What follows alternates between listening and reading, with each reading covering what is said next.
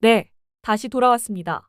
두 분께서 우리 단군족 역사 속 인물 중 가장 존경하는 분, 한 분씩 말씀해 주시겠습니까? 먼저, 서일영 대표님부터 하죠. 제가 존경하는 인물은 단연 대려국의 천무태왕입니다. 원래는 남쪽 속국의 공주로 대려국에 시집온 외국인이었죠. 하지만 누구보다 대려국의 풍속을 따르며 귀족들의 신뢰를 얻었습니다. 반대로 남편은 달랐습니다. 서토의 풍습만 좇고 대려국 문화를 등한시했죠. 귀족들이 그를 미워한 건 당연했습니다. 남편이 왕이 된 뒤 부교와 6년 전쟁 끝에 승리를 눈앞에 두고도 갑자기 평화조약을 맺었습니다. 이유는 단순했습니다. 부교의 왕을 존경했기 때문이죠.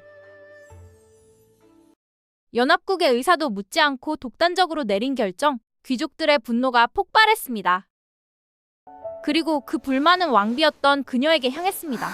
당신이 나서라. 남편을 폐위하고 왕이 되어 달라.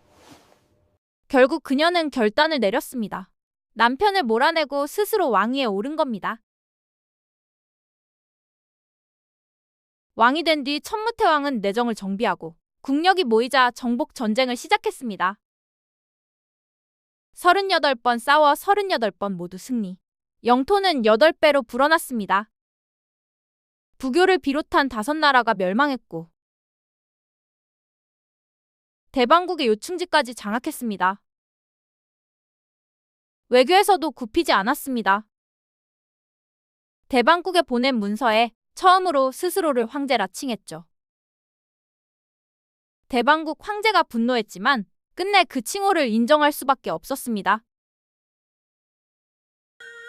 단군족 역사상 서토의 강대국에게 황제로 인정받은 이는 오직 천무태왕뿐입니다.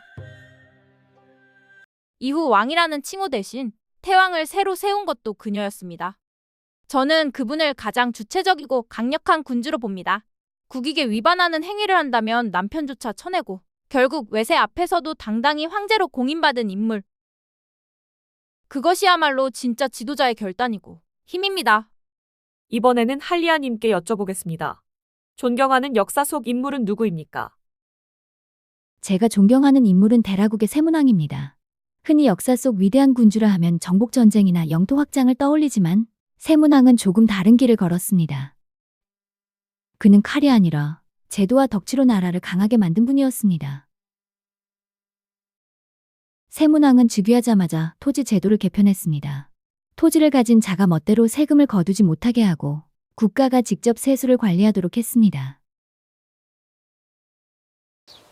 덕분에 백성은 안정적으로 농사를 지을 수 있었고 국가는 공평하게 재정을 확보할 수 있었습니다. 또 그는 주변 이민족에게 무력 대신 유화 정책을 썼습니다. 가뭄이나 폭설로 굶주릴 때는 식량을 지원하고 교역 요청이 오면 성심껏 받아들였습니다. 그렇게 신뢰를 쌓자 주변 부족들이 스스로 대라국의 신하가 되기를 청했고 군사 한 명 쓰지 않고도 영토가 20% 이상 넓어졌습니다. 그는 또한 검소함의 본보기였습니다. 자신은 금비녀 하나 쓰지 않았습니다. 오히려 금으로 된 장식품을 녹여 화폐로 주조의 백성에게 나눠주고 본인은 철로 만든 장식품으로 만족했습니다. 그만큼 나라의 부를 백성과 나눈 군주였습니다. 재정 정책도 탁월했습니다. 불필요한 사치 행정을 줄이고 곡식과 물자 관리 창고를 전국적으로 표준화했습니다. 3등 창고제라는 제도를 시행해 비축 분배 유통을 체계화한 덕에 국고는 남아돌았고 백성들의 삶도 넉넉해졌습니다. 당시 기록에는 가장 가난한 집 창고에도 쌀이 썩어 곰팡이가 피었다는 말까지 전해집니다. 그리고 무엇보다 중요한 건 교육제도의 개혁이었습니다. 그는 귀족 자제만이 아니라 재능 있는 평민 자제들에게도 배움의 길을 열었습니다. 그리고 과거제와 비슷한 선발 방식을 도입해 집안이 아니라 능력으로 관직에 오를 수 있게 하였습니다. 덕분에 대라국은 세대가 바뀌어도 인재가 끊이지 않았고 학문과 문화가 꽃피웠습니다.